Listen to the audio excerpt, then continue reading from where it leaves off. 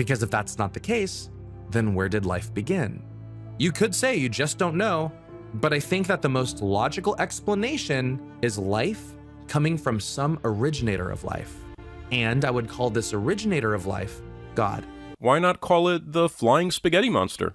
And if you're a Christian and you're wondering how you can use this argument in a conversation, I would encourage you to ask a lot of questions on what someone believes regarding the complexity of life. And I would recommend that you be prepared to explain what you believe regarding the complexity of God. And I'd say something along the lines of, people are incredibly complex. Where do you think we came from, and how do you think life started? And I think you should be prepared to answer why you aren't aware of the vast evidence for biological evolution and current theories for abiogenesis. Because you might look foolish and ignorant if you claim that your theory of the invisible, unverifiable sky fairy is the most logical theory available, if the person that you're talking to knows it's obviously not. In my personal podcast, Practical Christianity, I interviewed my friend who works as a chemist, and I asked him what his view on evolution was.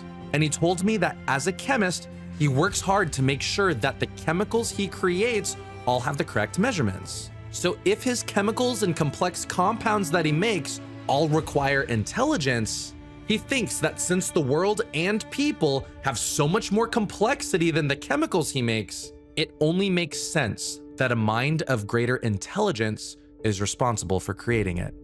Well, he's entitled to his opinion, but I think when you see something that is so far beyond what methods you know of can produce, you've got to think of something else.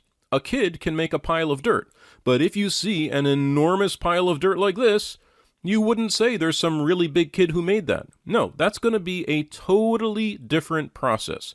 So similarly, you can say an intelligence deliberately made this complex thing, but when you see the level of complexity in biological organisms, you've got to think, no, that's not just a bigger intelligence, a bigger designer. That's a whole different process.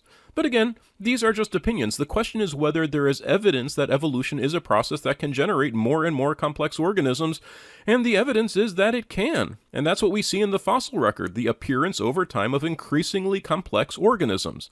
And the idea of an intelligent creator really offers no explanation for that evidence whatsoever.